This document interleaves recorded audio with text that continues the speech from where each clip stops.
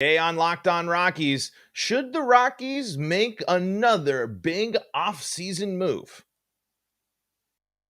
You are Locked On Rockies, your daily Colorado Rockies podcast, part of the Locked On Podcast Network, your team every day.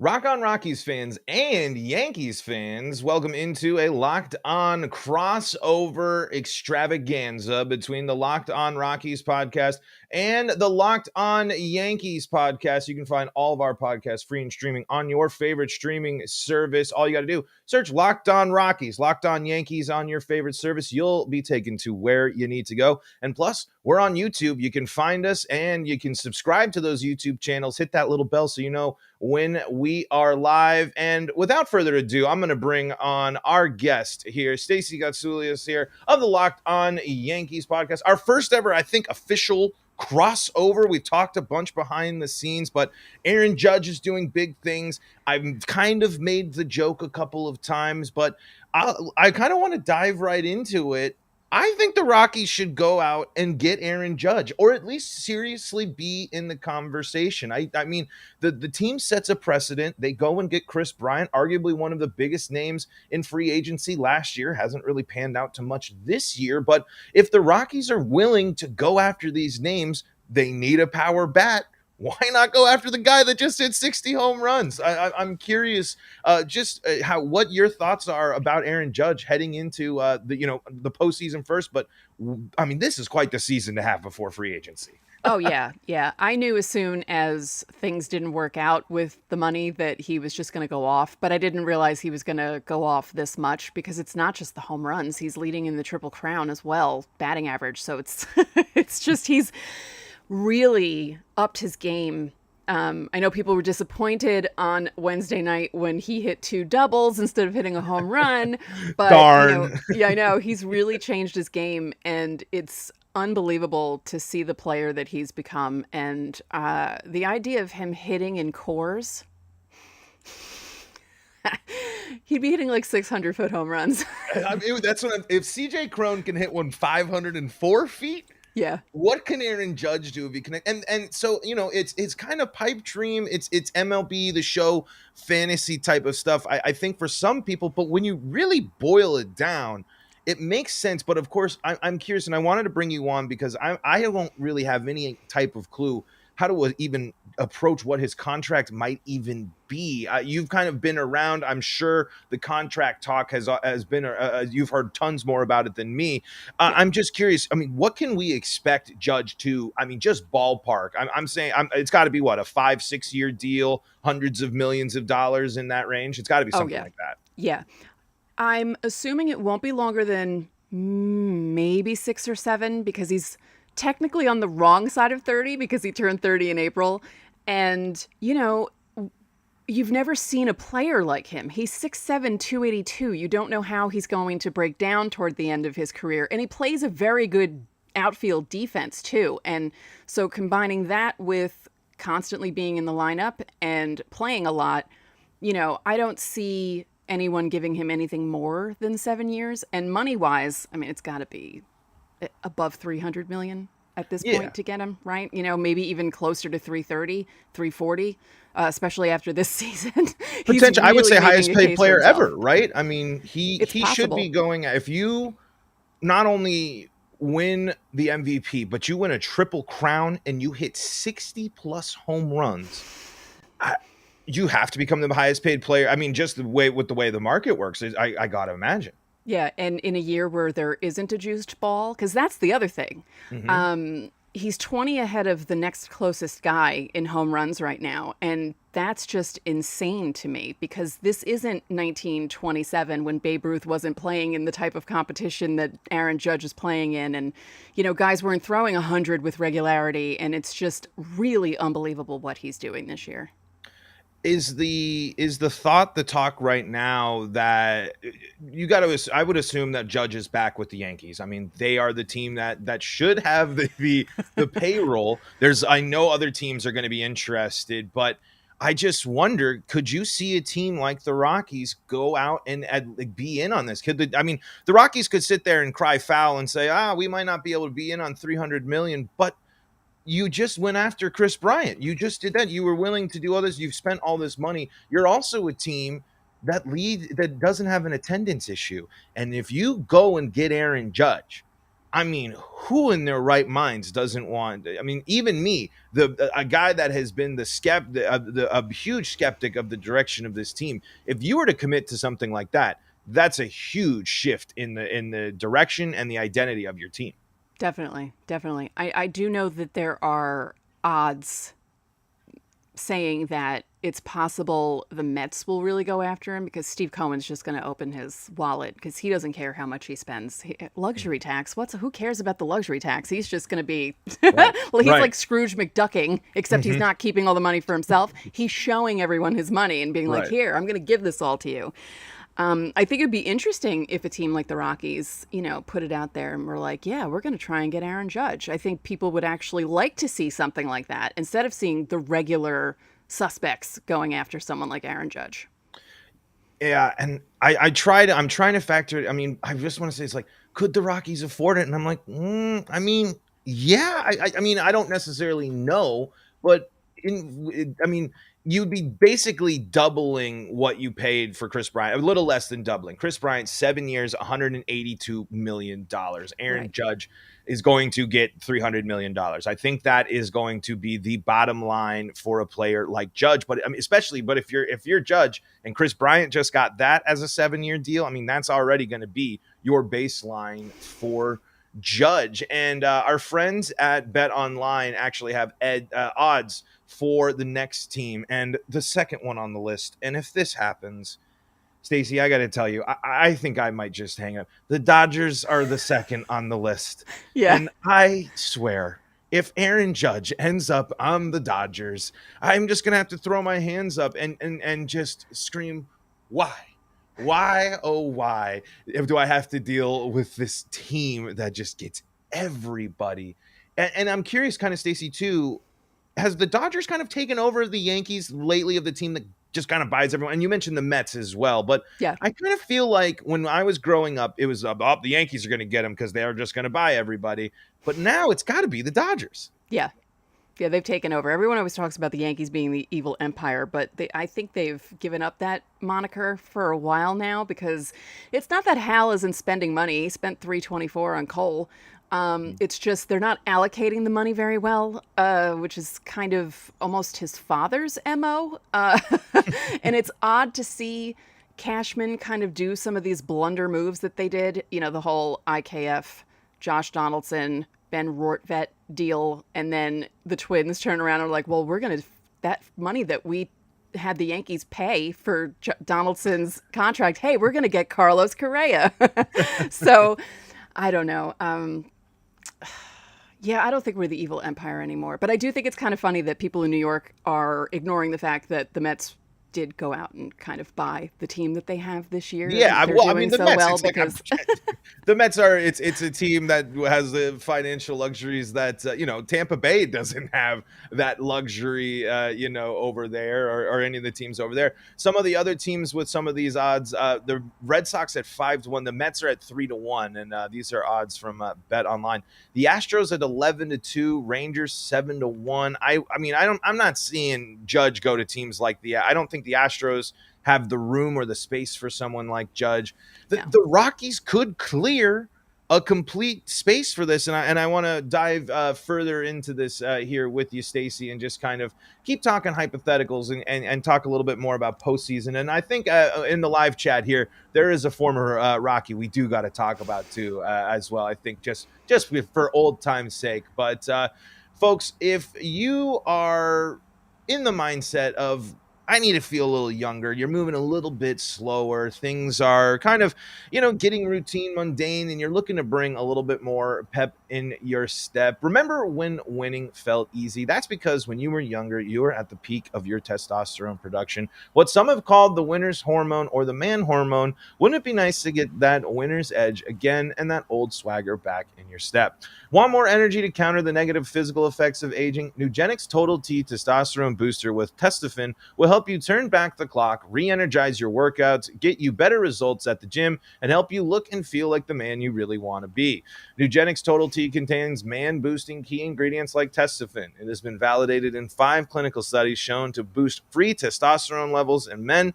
And with every product, while every product professes quality, many other products use genetic ingredients that are often far less than clinical grade. With Nugenix Total T, you get the same clinical potency levels used in the trials, and Nugenix formulation is backed by 10 years of science and research. It's the #1 selling testosterone booster at GNC, and you can get a complimentary bottle of Nugenix Total T when you text MLB to 231231. Text now and get a free bottle of Nugenix Thermo, their most powerful fat incinerator ever, with key ingredients to help you get back into shape fast, absolutely free. Text MLB to 231231. Text MLB to 231231. Stacey Gotsulias of Locked On Yankees is our guest here on the Locked On Rockies, and I'm the guest of Stacey Gotsulias on the Locked On Yankees podcast, depending on how you want to look at these wonderful crossovers. And in the live chat, we got Elmo Silic says, still hate the fact that DJ went to the Yankees, but glad he's doing well there. And even the Rockies have said it. One of the biggest blunders the Rockies have made on top of it was letting DJ LeMahieu go for the same money as Daniel Murphy. Talk about blood-boiling blunder moves. DJ LeMahieu was so underrated and has continued to be great. I think it's amazing that because the question was, he wasn't even on the opening day he wasn't in the opening day lineup in 2019, and then he ended up having his best season ever, and it was like, where did this guy come from? Because everyone was worried about the whole, he plays in Coors, what's he going to be like at Yankee Stadium? And he had the best season of his life in 2019, and then it continued into 2020. We were like, is this how this guy has been all along? Did we unlock something with him? And then injuries have been a problem lately. Last year what did he have last year? I get so confused with all the Yankee injuries that I kind of conflate them in my brain. But now he has a toe thing. He's supposed to be coming back from it soon, like within the next weekish, because I think he's starting to hit again. But yeah, he was such a pleasant surprise. He really was. What a great pickup by the Yankees. That was a really good choice. But again, he was like, they brought him on to be a utility guy, and then he became an MVP candidate. It was just like, what? Like, because I knew of DJ LeMahieu. I'm not in a total East Coast bubble, but I just was not expecting that at all. And I really like him. He's so low-key and just goes out, does his thing. His interviews are the funniest thing ever because he doesn't change the expression on his face. He doesn't ever seem happy even when he is. And I kind of love that about certain baseball players. And yeah, I was really pleasantly surprised with him. The thing that has been missing for the Rockies since they haven't had DJ, he comes up and you're not expecting always a home run. Like, he'll hit the ball out of the yard, he'll hit it to the wall, but what he'll do is he'll throw a single out to right field to get your inning started. He will drive in the runner on second base with 2 outs in the bottom of the 6th when you need a run right there. DJ LeMahieu was such a perfect complementary piece to Nolan Arenado, Charlie Blackmon, and Trevor Story. Just the perfect player to have to fit in there, that it just blows my mind that you wanted to. The Rockies offense in those playoff years didn't struggle because of those players. They struggled because they couldn't find anyone else. Instead, they decided, well, we don't love, DJ, who's also really good at second base. Right. Really, really good at second base. They were worried about first base, and then the Yankees go over and they just slide him right over, and he just plays first base, and the Rockies go and they deal with it's Ian Desmond and Daniel Murphy, and it's like, you couldn't have just slid DJ over. You have your top prospects because there was a big thing. Ryan McMahon, Brendan Rodgers, some of these prospects coming in. What do other teams see in these players that the Rockies don't? I'm sure, I don't know if you have insight, but it's just like the Yankees just kind of know, or are a team that just know. And the Rockies are a team that wants to trade away everyone or doesn't go after the right pieces, and it's incredibly frustrating. Yeah, it's funny because there are certain players that the Yankees have had that happen to them where they either let them go in the Rule 5 draft, like Garrett Whitlock, or, like something like that. And, then he works out for the Red Sox, although I think his season ended with an injury. But, last year he looked really good. And, the Yankees have that issue sometimes too. But yeah, it was very surprising to me to see how easily the Rockies let TJ LeMahieu go, and then the Yankees were Daniel able Murphy. It was like they just Yeah. wanted the name, I guess, of Daniel Murphy, and he comes out to be Ian Desmond and Daniel Murphy were statistically some of the worst players in baseball their time on the field with the Colorado Rockies, whereas DJ LeMahieu goes to New York and is almost an MVP. And if Paul Goldschmidt wasn't in St. Louis, Nolan Arenado would be an MVP, or is at least an MVP candidate this year in the National League. It's just Trevor Story is now with the Red Sox. John Gray is the Texas Rangers' best pitcher. All of the players that were instrumental in getting the Rockies to the playoffs, other than Charlie Blackmon, aren't Right. there in the rotation, but they're all getting better, whereas the Rockies are regressing. The Rockies rotation this year all had arguably statistically their worst season as starters. The Austin Gomber in the key piece for the Rockies, one of the key pieces, throws out of the bullpen now. He's not even a starter anymore in the key piece of the trade. I just don't know what it is, what the Yankees can see or these other teams that the Rockies don't. Yeah. Now, how do you feel about the fact that all those guys you named that aren't with the team anymore, but then they go out and sign Chris Bryant, but nothing really happens beyond that? Like I guess as a Yankee fan, I don't understand that mentality because we kind of tried, like they try to get people for us. Like we did, like I said, the one trade that led to Correa signing with the Twins was really bad. But, the Yankees are in first place. They're up by 6.5. They've won 90 games. They're looking okay going into the playoffs. So what's it like being on that end? Because, I always tell people about this. When we did our trade deadline show last season, and you came in after the Rockies did absolutely nothing to do anything, and you just didn't even know what to say. Right. Yeah. It's the same way now. And I mean, Chris Bryant, for now, it's for sure the Rockies went out and said, we don't want to have a season without a superstar. Right. We're going to sign him. And Chris Bryant sat there and said, I'm going to go. I think Chris Bryant realized, I think he's still going to contribute. And when the little we've seen of Chris Bryant this year, he's been a good baseball player. He's been able to, didn't have the power, but he was contributing and he was fine when he played. But Rockies got like 30, 40 games out of him this season, in year one. And that's a 7-year deal. Yeah. It's a long deal. It's a huge commitment. It's a ton of money. When you're, really should be full. The Rockies should have been doing the rebuild thing, especially at a time when the Dodgers are at an all-time juggernaut status. It's okay if the Rockies are bad, but now we got what are you going to do with all the Rockies have a slog of outfield prospects and all these young outfielders that haven't really panned out either, but you still need that depth.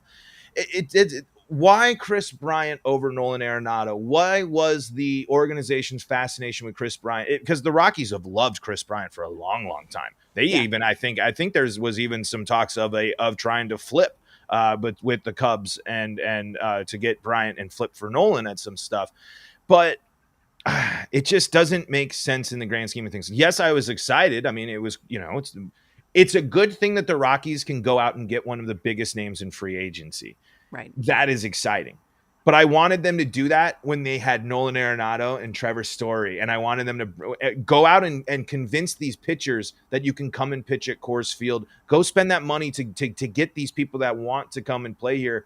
I think it was a brand saver. It was to get people in the seats because they did not want to face really the first season ever of no true superstar. And we didn't even get him that much this year. So all in all, I mean, it's encouraging that the Rockies front office went out and got the big name.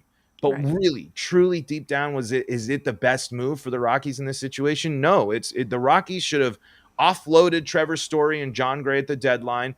They should have rebuilt the prospects there. They should have offloaded CJ Cron and Jose Iglesias and all of these players at the deadline, because right now what the Rockies are doing, they're playing all of the prospects. Right now in this Rockies game, they're playing against the Giants. They actually just called up their number 2 prospect, Ezekiel Tovar, which is he's supposed to be the next big shortstop. Yeah.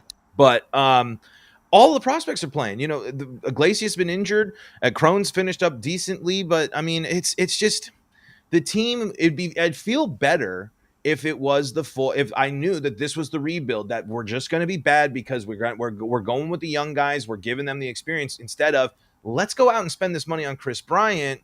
Why weren't you willing to spend that money and do that before? And why aren't you willing to spend that money and invest in like analytics into your team as well? This team doesn't embrace analytics like others team. There's so many other areas that the Chris Bryant thing could have gone for, but on the absolute flip, am I excited for Chris Bryant in 2023 and what he can bring for the team? Absolutely. I hope it's a full bounce back year and we get someone that hits it, because if his power comes in and he can pair with some of this, it's great. But I just think the Rockies were not in the position really where it made the most sense, but it's also not a bad thing for the young prospects, the hopeful future of the Rockies, to be led by a World Series champion and MVP. I think that's another thing, and maybe it'll be 2 MVPs when the Rockies go and spend $300 and get Aaron Judge. Let's kind of take a quick little look at the postseason, where the Yankees are headed, and just kind of wrap up things here. But first, check this out.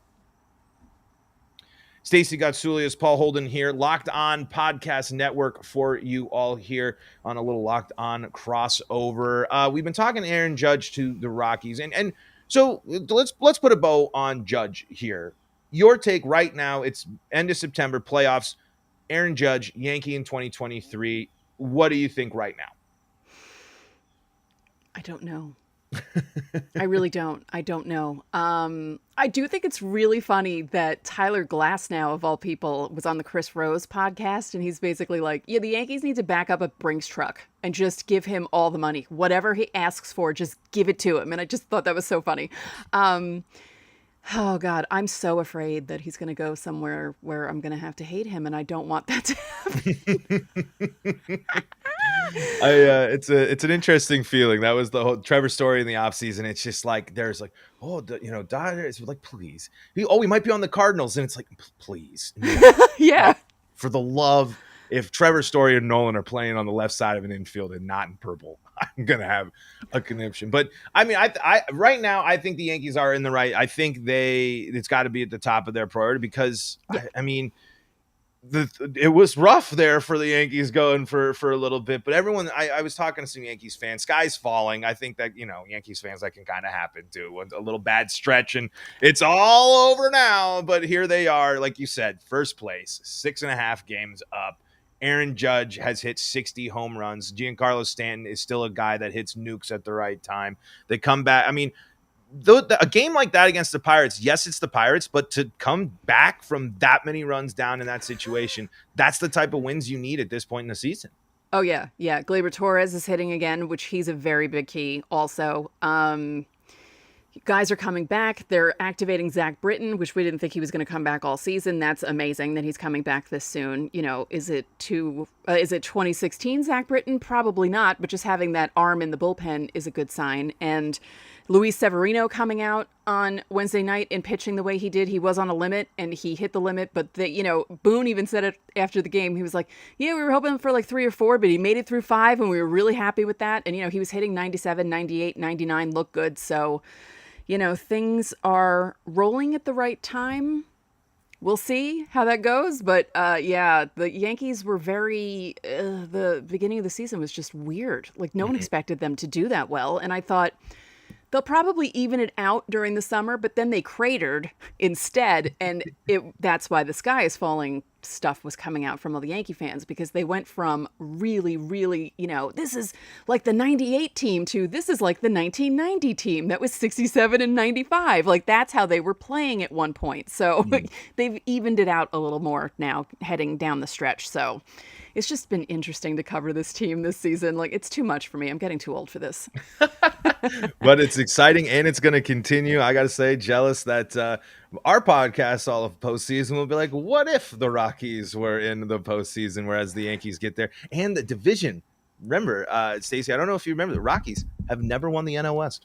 Wow. They have only made the playoffs times that they have made the playoffs. It is always there. One game away when they had a tiebreaker. They lost to the Dodgers. What was that in 18? I think it was 18 or 17. I can't remember what it was. Yeah. And but yeah, there's you get sitting comfortably there, and then the division lead is the Yankees as we sit in the bottom of the NL West. I will let you go, but just the last thing, AL East, best division in baseball next year.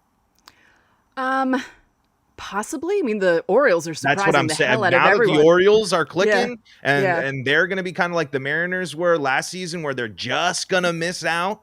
Yeah. I think the AL East and the Rays are always there. Yep. And then of course Blue Jays are really exciting. Yankees are great, and the Red Sox ain't going to be sitting around letting this thing. They're gonna open up the checkbook too. I mean, I'm enjoying this now. Right, but exactly. I know they're not going to be like that next year. Yeah. And Red Sox fans will say the same thing as the Yankees. If the Yankees are down, the Yankees ain't going to sit down and at least not be in the fight to get things. But I'm curious. Would you say that? Yeah. So AL East, possible best division in baseball next year? I would think so, because they were the best division for a while, this season too. And I mean, when you look at all 5 teams and how they compete and how hard it is, because when you look at certain divisions, like you said, how many games are the Rockies out? The Red Sox 39. are only right. The Red Sox are only 15, 13, somewhere around there. So if you look at the divisions that way, how far the last place team is from the first place team, the AL East is pretty good because they're all pretty bunched together.